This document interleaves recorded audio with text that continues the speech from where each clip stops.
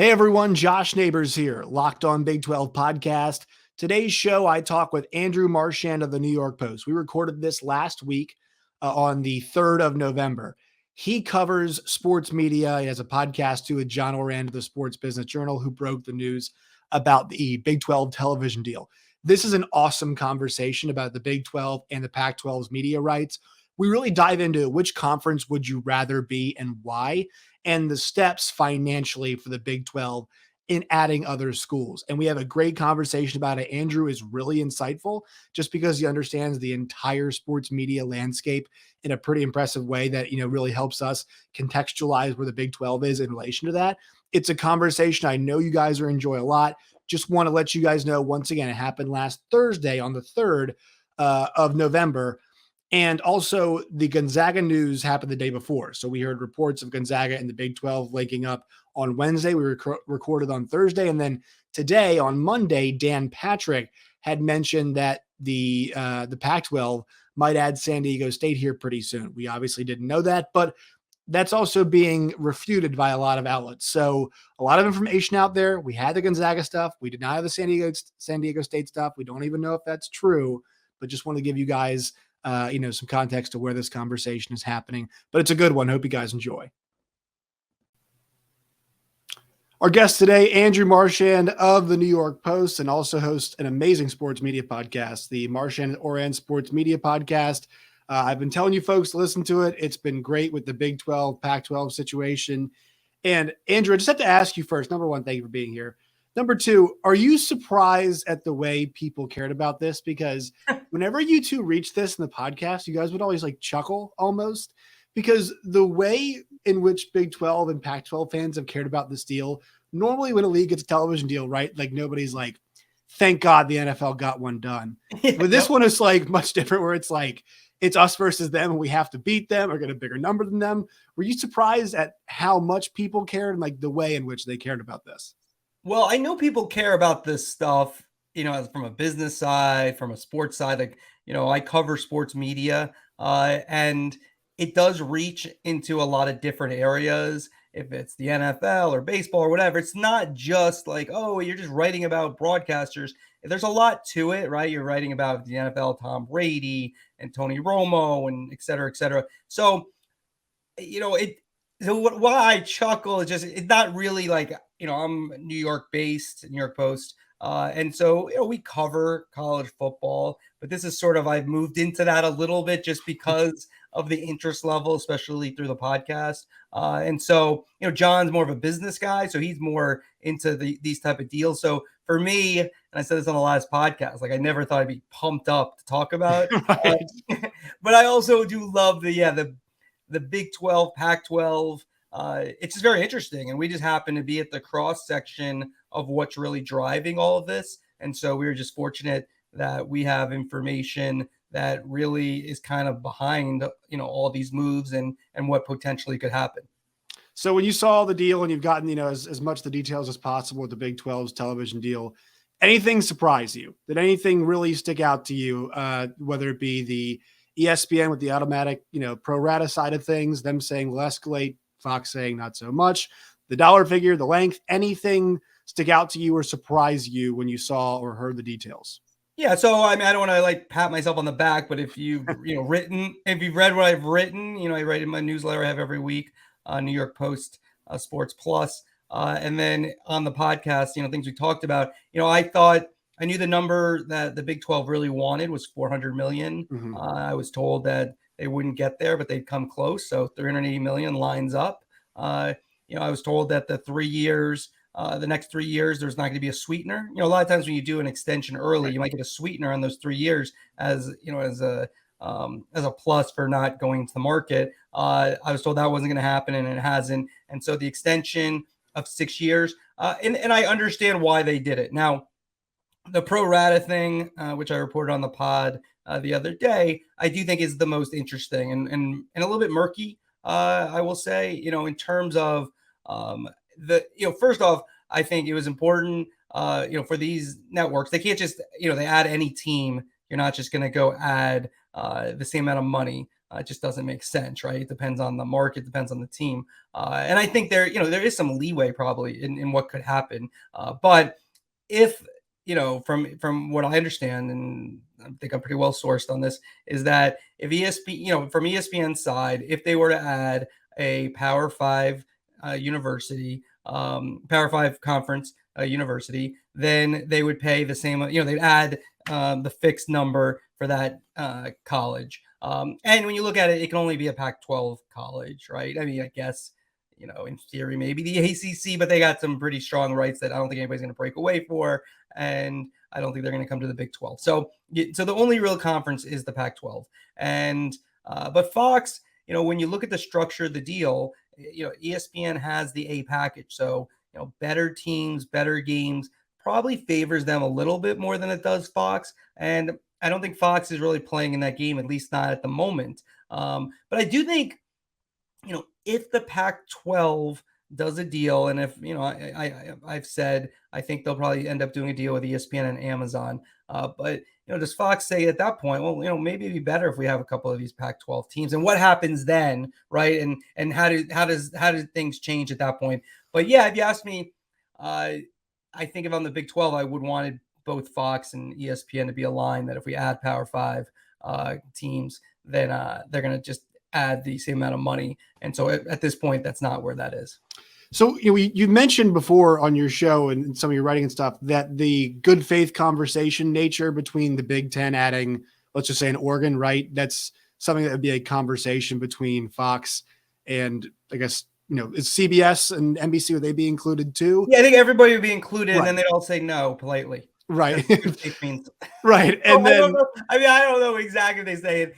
Again, I think it just wouldn't be the number that the conference would want. It just doesn't, that's the thing that's kind of, even when Kevin Warren said it, we were saying this on the podcast, it's not the NFL where you're just splitting up the money. You are splitting up the money, but it's not like you just add the money. That's why the clause in the Big 12 contract is important with ESPN. Now, if it was with Fox, then we really got something, right? And it's a little murky, right? Like these things, could things change? Like that type of stuff, but it's in writing. Like Fox can still add money. It just has to be worth their while. And, perhaps if they come to them, they might say, okay, well, we're getting this ESPN money. We're going to add, let's just say Arizona or Arizona, whatever. And, maybe it'll be worth it to Fox at that point. They'll say, yeah, you know what, we'll throw in some money. But it's actually in the language. I mean, obviously in contracts, you want it in the language. And so, that's where it gets very interesting. And then let's just say, though, I'm speculating. I'm saying ESPN and Amazon for the Pac-12. Let's just say it's Amazon, just Amazon alone. Then if you're ESPN and you're Fox, you might say, all right, wait, before you sign that you guys are staying on universities, why don't you, we'll put more money and come to the Big 12. They make their imprint even bigger and get those West Coast windows, and they get everything that they want. And, obviously that'd be bad news for the Pac-12. So that's why it's not over and why it's a little bit murky. Because I think if Fox also had that clause in there, then the Big 12 is in major business. Even though I do think that the Pac-12, their 10 teams at least, will be able to match the money most likely. That's the complicated part of this, is like the path to expansion, right? Because I think every person who's a Big 12 fan, I guess you could say, they feel security now. And I think after kind of the insecurities of the Oklahoma and Texas thing, I mean, people thought the conference was dead at that point. Yep. And so I think the next logical step would be, all right, let's go hunting now. Let's kind of see if we can, solidify our spot of power. But the avenue to adding a team now is going to most likely involve taking some kind of short-term loss for everybody financially, right? I mean, that's a great point. If Fox is not willing to match, what there's a way you could look at it and say, well, down the line, it could be worth it for us if we take 4 schools, crush the Pac-12, and then 2031, guess who's the only power league offering mostly late night games? It's us and some Big Ten action. But you'd have to take a short-term loss, right? If Fox is not willing to match. And that's like a great point. And you and I'm sure your listeners who are more focused on the Big 12 would be able to answer that better. But it's something I've thought about for sure, is that where are you stronger, right? Like, because you look at the Pac-12 right now, and we're calling it the Pac-12. There's only 10 teams, so they're not that like. We know how these things work, right? They already had 2 teams peel off. If one team goes, I'm not saying they're dead, but they're not doing. They're in trouble, right? I mean, yeah, could they add a San Diego State or somebody? But then you start, adding universities that aren't proven, especially in football, winners over time and don't have the audience, and it just doesn't have the power. So that's how they have to hold things together with just 10 teams. And your point, like if I'm a president of a university and I'm trying to figure this out long term, would I be willing? Because I always think you have to think about the next contract, right? And the Big 12 is right now at this moment in a stronger place. Now, the Pac 12 could be by, when they do their deal, and we'll see what happens. But at the moment, I'd much rather be the Big 12. And I see why they did it. At points, I thought they should wait and go to the open market, but I see that's one side of it. If you were to get the most money, it'd been smarter probably to wait 16 months. But could they wait 16 months, right? The Pac-12 does a deal. They can show what then do they lose teams from the Big 12 to the Pac-12? Instead, they stabilize their agreements. They know how much money's going in. These universities can budget and try to, figure it out, and hopefully, to me, with this amount of money, you should be able to, to be in the black when you're doing your budgets. But yeah, I think if I were the Big 12, I would strongly consider, we'll get 63% of the money, more money from ESPN. Maybe Fox throws in a little money, maybe they don't. But I would probably take a little bit of a loss to be stronger long term and to really feel like, the Big 12 is here to stay. And I mean, look at hoops. You could make an argument. I mean, it could even excel even more. You add an Arizona State, Gonzaga. All of a sudden, I know this is your conference, right? Your guy, they've almost won. They've won a couple of national championships, almost 3 in a row, and all of a sudden they're the best basketball conference, and it's hands down, for the next, and then that has value. I mean, it's not like basketball, football drives it, but basketball does have value. In basketball, I think people, forget how often it happens. I mean, it's, you watch, any time from December all the way through March, it's on like every single night. So, I mean, it's, it's a lot of inventory. It's tonnage. So that's why exactly. the teams don't matter as much, right? Again, people listening to this podcast, I'm sure, are locked in probably to most of I'm locked on, I should have said, sorry. Yeah. That they're very into it. But, the average person who doesn't have a team is just sort of turning on college hoops during, February, just because, all right, let me check it out. I got to fill out a bracket, in a month, and let me see if I can figure out something. So they don't have that much, overall value, but there's tonnage value. And you add more teams, you have more games going forward. So that, again, makes sense long term. You always have to think, to me, about that next contract. And that's where we talk about Big 12, Pac-12. Again, if you listen to the podcast, I really do believe in what Amazon's doing overall. The NFL move locally here in New York, they have the Yankees on Friday nights. They're making some moves other ways. I don't know if I believe in it if it were the Big 12 or the Pac-12. Now, of course, those fans who are real big fans of those schools are going to find it. But when you talk about recruiting, when you talk about being involved with game day or big noon kickoff and those type of things where you're in the central part of college football, I don't know if Amazon is giving you enough, because they're going to mention you a couple of times during Thursday Night Football. I just don't know if that's going to, and you get the person just sort of watches. And again, it does skew a little bit younger, but the older booster, are they going to want to be on Amazon? And so I just think at this point, and maybe this changes over time, but at this point, I'd much rather be on ESPN and Fox if I'm a college football conference than I would be on Amazon, especially for the Pac-12, if that's the only place. Now, if it's ESPN and Amazon, then maybe. But if it's just Amazon, I don't know, man. That might be a big Pac-12 network feel. Yeah, that was kind of the next part of this. Is the one allure that the Big 12 has is the fact that they're on cable, right? And they're connected to ESPN and Fox. And also, I would venture to say that those are the two places, at least we know for sure, they're going to have the next college football playoff contract, right? Yeah. And I think there's a lot of value, obviously, being with those. But on the Amazon side of things, you'd mentioned this too.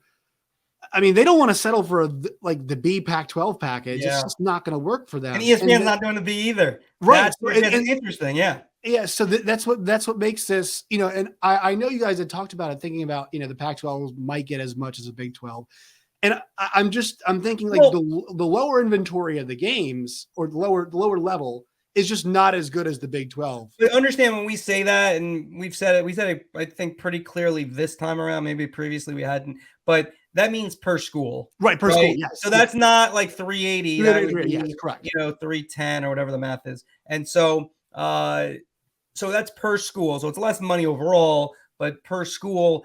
When they, like, TV executives look at the schools, I think they look at the Pac-12 schools, the current ones, and they have the same value, if not maybe even a smidge more overall, their top 10, maybe against the Big 12's top 10, than, school by school. So that's going to get you probably the same amount, because remember, when they look at it, they're looking basically on a game by game basis. Exactly. And so each game is worth a certain amount of money. Some games are worth more than others. You project what the ratings might be, and you look at what they have been.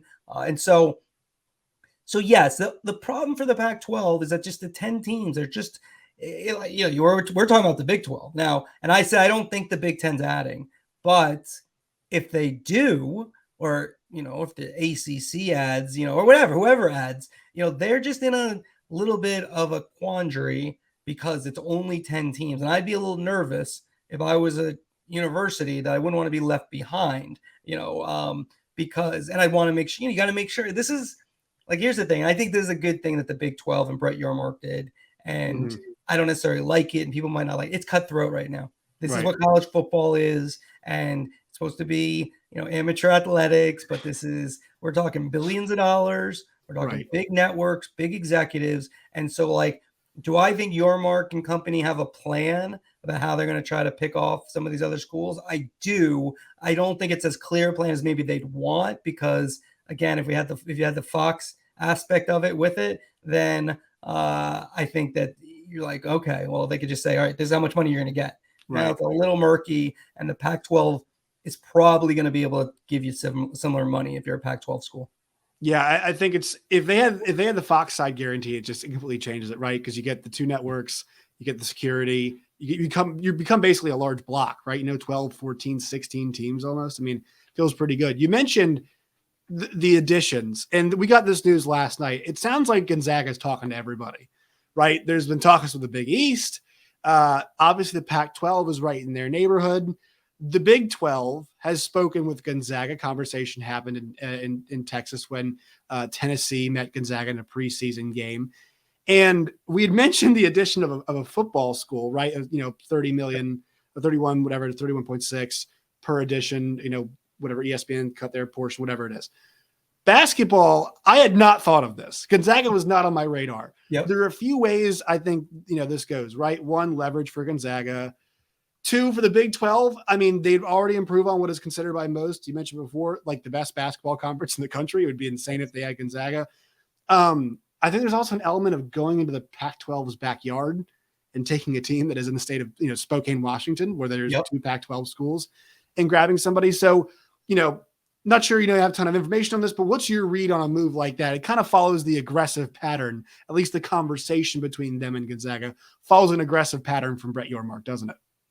There's definitely value. We talked about it. It's not just football, it's basketball. And Gonzaga, we can call them, you can't call them mid-major anymore, right? They're perennial, powerhouse. And, they're one of the best programs over the last decade or maybe more that's in college basketball.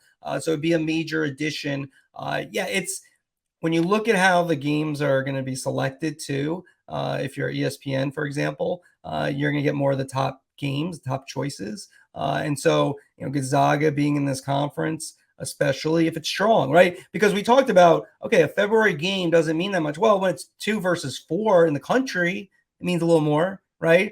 If with NIL, things could change. So those top 5 schools might be a little bit more like old school top 5 schools. It's possible where you have, the LeBron James types going to school for a year or two, maybe not LeBron style, but you know what I mean? Like, but that that next class. Cade Cunningham was at Oklahoma State a few years ago. Just Exactly. Maybe stays a year or two more. Like if you with NIL, it kind of changes a little bit. If you guys are getting paid millions, they might stay in college a little bit longer. So those games become more attractive.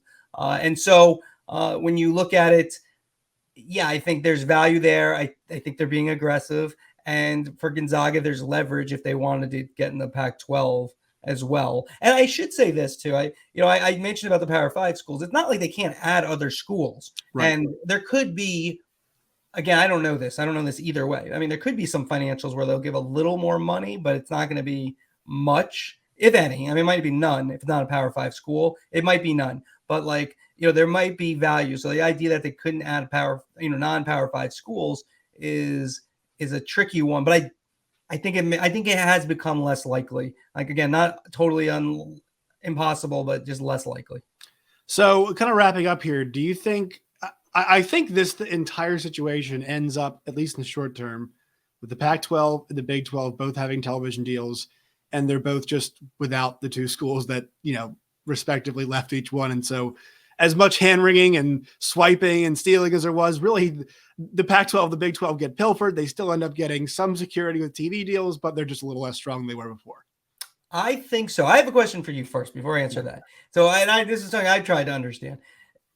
As someone who covers the Big 12, and if you look at it from the other conference point of view, do you want or care that these teams have to go so far that it's not geographical rivals? Is that important to you as someone who covers this? And I presume watch this your whole life, as a fan first and now covering it. Right. I think like West Virginia kind of numbed us to that, right? Because they've been in the league now since they left the Big East, and so Bob Huggins has talked about the West Virginia basketball coach a lot about. I mean, they're basically like they travel like an NBA team. You know what I mean? Yeah. They're going from West Virginia to Kansas and to Texas and all those places to Oklahoma, right? And so I mean, if you look at teams inside the continental, the United States, the landmass that is the 48, no school travels like West Virginia does, in terms of mileage, and that's only going to get jacked up a bit more. Now, obviously, other schools. Does that work? Do you care? Does it kind of take the integrity of the conference away? I mean, but rivalries, but that's out the window now, right? I mean, you mentioned before, this is cutthroat. This is now out the window. I mean,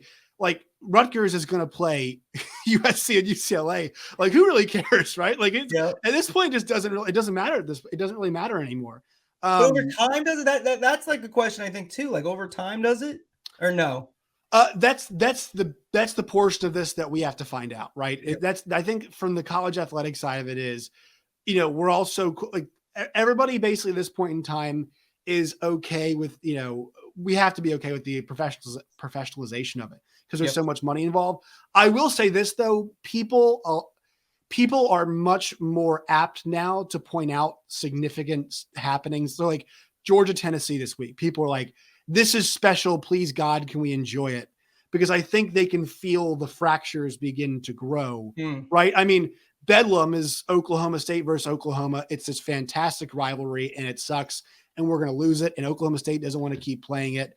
And, I think eventually they will for money reasons, whatever. But that stuff gets naturally broken up. I went to Missouri, Mizzou versus Kansas. They just started getting it going again. So it's nice to have, but that got broken up for a long time. So there is a lot of, Texas A&M was a Thursday night game on Thanksgiving. Yeah. I think people feel it, but it's not gone far enough to this point now where people are really upset about it. And also I think the Big 12 understands a lot of this. I mean, we're adding UCF for God's sakes, right? BYU to UCF is how far this conference stretches.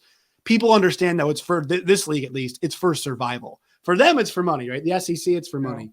The Big 12's case, it's all about survival. So I think that's how I look at it now.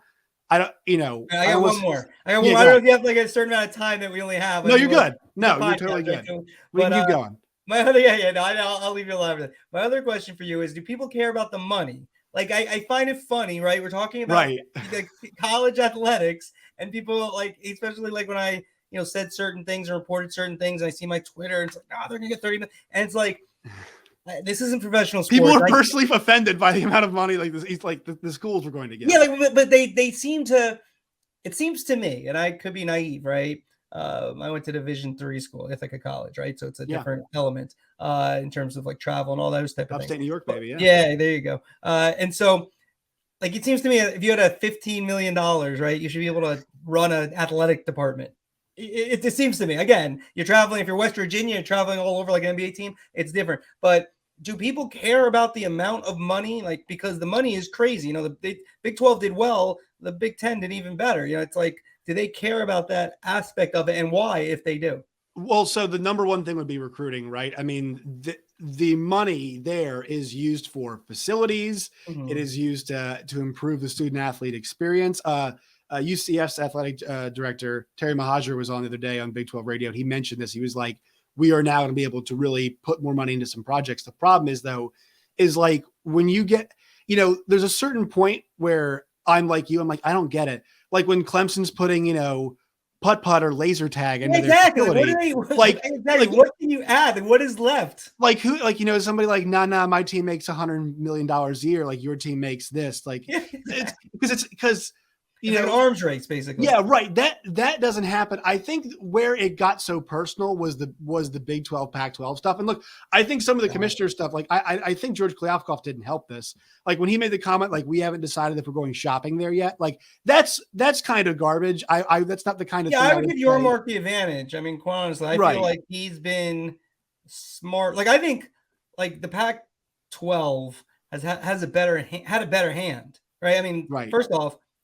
And I get it happened to the Big 12 with Texas and Oklahoma out of nowhere. But that's like a warning sign for anybody. And then UCLA and USC out of nowhere. They did nothing about it. And I don't really understand what they're talking about, that UCLA and USC are going to make less money. I don't know how that makes how do you say, like, sense. How is that possible? Like, what? I get it. Like, I'm not even necessarily just as a college football fan or like a person who's a parent who has kids who, whatever, who go to college. Like, I don't know if I like the idea of someone like, you're at UCLA and then you're going, Rutgers, the extreme example, but you're going to the Midwest all the time. Like that doesn't really, I mean, I get it. Student athletes, and they take a lot of classes in the summer and all those type of things, whatever, to get around, like, actually, trying to manage all this. But like, those are 3-day trips. Yeah. And there's only 7 days in a week. And if you're going to go they're going to be longer than that. I mean, they're going to have to do, like, you're going to have to play Rutgers and Maryland and take your pick of somebody else in the way there. I just think, like, to your question about, people only really care when they feel super threatened about it. And I think this situation in particular, like, you don't hear SEC and Big Ten fans bickering about how much money or like, like we have a nicer, this or that than you guys have. Yeah. Maybe there's some of that in the message boards. It's like the up and coming teams. Like, is that what, I guess? No, but I think it's this situation for Big 12 and Pac-12 is like, they've both lost two massive schools for them. Yeah. And so, I see. Yeah, makes sense. This stuff does, the amount of money they make does matter. Now, it doesn't matter to me. Like, I still think we'll see how big the gap becomes. And if that's a huge problem, like some people playing an NFL stadium and one team stadium crap and they've got no facilities, whatever. We'll see if it gets that. But like right now, there's still situations where we have every single week where a team with worse facilities, worse, whatever, less money. Yeah, exactly. I also think App State beats A&M this year. That happens every single year, but it matters in some ways. I just wouldn't fight somebody over my team as a bigger check coming their way than your team does. Yeah, well, the other thing is the laser tag aspect. It's like, all right, I mean, hey, that sounds good. If I get you a laser tag, you're going to call me. I'm recruiting Josh Neighbors to be my quarterback, and he wants to come for laser tag. I got to tell you, I mean, these football coaches are pretty strict and all that kind of stuff. I don't think you're playing laser tag that much. You know what I mean? I don't think you're going to have time to play laser tag that much. Maybe a little bit. But yeah, it's for the facilities. And I'm not sure if you've ever seen the tour of Alabama's. I mean, it's like, it's marble and there's televisions and stuff like that. Like you're probably, you might see that at Oklahoma, but you ain't going to see that at Kansas State. You're not going to see that at KU. You're not going to see it. So that's really where the money like ends up showing up, but it's not. I mean, I'll brag about on-field results if I'm talking about my team, but I'm not bragging about my spending more money than yours. I think it just matters in terms of survival, and I think both conferences and fan bases feel threatened. So that's why there has been so much sniping, even from people in the media on both sides. I'm not saying that media has been. I've noticed that. Like, I didn't get into it. Yeah, I know. Like, even I know a lot of people had some consternation about the two. I like the two Johns. They do a very good job, I think, covering the Pac-12. I know a lot of Big 12 people. Yeah, the commissioner, and then he said he was on there. He said they asked about one of my reports, and he's like, "There's people trying to destabilize." I remember that. Oh yes, I forgot the destabilizer. I forgot. You're the great destabilizer. I gotta tell you something. Like, as the Ithaca College alum, you've got a huge interest in destabilizing. I know exactly. I'm not trying to destabilize. I mean, look, I'm trying to be an expert on this, but I got to tell you something. I shouldn't even probably say this, but if you asked me, if you gave me a quiz, name all of the Big 12 and Pac-12 teams right now, I would not get it right. No offense. So much changeover, and I It's fun though. follow It's not like your job is to do that, but like exactly. to Like, it had circle no interest around. in destabilize. I'm just telling you what happened, and then it did happen. What I said happened. So I mean, And in the end of this, to circle around to like what we were talking about, I mean, it sounds like you think both colleges or both conferences are just going to end up with separate media deals that are somewhat in the same here's the area. thing And for the Pac-12 schools though that I think is important, and like when we talk about, so I think the money would be similar, but is there a university that says, nah, you know what, we want to be on Fox and ESPN? That's important to our alumni, right, and we're exactly. better positioned for that next contract if we're with the Big 12. Like it just takes one, and that's what I think. Like Brett Yormark, I think understands is that if they just get one. It's just like a thread, and then it's just sort of you just pull that thread, and then all of a sudden it all unwinds, and then they're in a better position. And maybe the Pac-12. I just think the Big 12 has put themselves they've leveraged themselves into a good place in that Right. they have the money set. They're with ESPN and Fox, which I think at this point you want to be with. Maybe down the road, Amazon or Apple. Like and then the Apple. The other problem, like I say, they're gonna get the same money because I do think that they'll be fair, but two things that people don't listen to my podcast and with John Orand is that I say that the money will be similar, and I do think it will be, but Amazon has not shown besides the NFL a want to just overpay for things. They have not done that, so I don't think they're overpaying. So I don't think you're going to wake up and Amazon just totally just gave them like $400 million for 10 teams. I don't think you're going to see that, and I think ESPN will be fair with them, so it'd be similar money if they do a deal with them.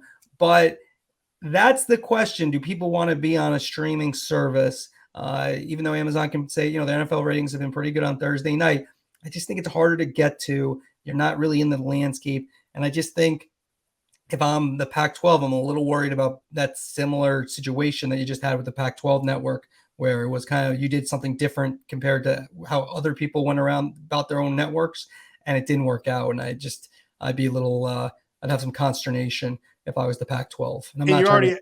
Yeah. Sorry, you're already out of sight, out of mind, right? You're already playing pretty late games. I mean, Exactly. Right. And you can't do anything about that, but like it just doesn't. And I get it. You could, if they do it, they'll say this is the future, and young people have their, streaming, and that's not necessarily wrong, right? But if you look at who's done the deals, right? NFL did basically all their contracts the same, except they added Thursday night football for, basically almost twice as much money as the network would have paid for it. So like if you pay twice as much, we'll go to a streamer, okay, for the NFL. But then everything else is the same. And the, Big Ten, copied the NFL. Kevin Warren's an NFL guy, before, and they just copied what the NFL does. And so I just don't know. And like the people who have done like exclusive deals, it's MLS, which had nobody else willing to give them close to 250 million. Like not even, I've heard numbers, I won't say them here, but they weren't even close. So they got 250 from Apple, right? And it might work. I believe subscription, but I mean, again, is that league? And I think it's kind of similar for these conferences. I don't know if you're a soccer. I am a big soccer fan. I am. Yeah. Okay. Yeah. So I watch a lot of soccer. I don't watch MLS unless it's like I happen to, go. I don't either. Exactly. You happen upon it. So would you get a subscription from Apple? And I mean, if it's $1.99, maybe, but if you don't watch MLS, you're not. So it's the same issue that they're going to have is that if you're on one of these streamers, it's just like I can watch, like, again, I'm based in New York, we're a little bit more pro sports and hoops, college hoops, but like I watch college football. But like I just watch it. I don't like have a team or anything. I'm just interested in it. But I'm not gonna it's very unlikely I'm gonna go to Amazon on a Saturday night and be like, let me see what game's on here, unless somehow they have the number one team. I just think it all has to feed into each other. And I think if you're Fox and ESPN, I think you have a better chance of everything feeding into each other in a more positive way going forward. Those late games do well too, because it's like what else is on, right? End of the day. I toss on ESPN. It's Washington State, Oregon State. That's why. And then all of a sudden it's a good game. Like that's the thing, right? All of a sudden it's like, oh wow, they're going. It's like 27, 23, 24. The third quarter, and you're like, wow, okay, let me check out this game. Yeah. But like, you're not gonna just get. They can send me. Apple sends me these I don't know if like how I gotta make my phone stop doing this, but every time like there's like a close game now, no matter if it's on Apple TV Plus, which it generally isn't, they tell me, and it's just like, okay, thanks, get lost, right? It's like I don't know, maybe that will change, and that, I mean, they do have a lot of power. I mean, they can reach whatever, how many people have those devices, and so does Amazon, but like, I don't know, it's not gonna make me go, like, it's a different experience, and so you really, that is a destination experience for a streamer, right? You have to go to that destination, as opposed to, yes, if you're a Kansas State fan, you're going to go to the destination no matter where it is, you're going to find it. But like, how do you get those extra people who are interested in, how do you get the kid who you're recruiting, who maybe he's not thinking about Kansas State? Now, all of a sudden he likes their uniforms, he likes the crowd. If you're not being exposed to that, and it's harder to find, I think that's an issue that I'd be a little concerned if I was the Pac-12. Andrew, I appreciate your time. Where can people find you and all of your work and its variety? So number one, New York Post.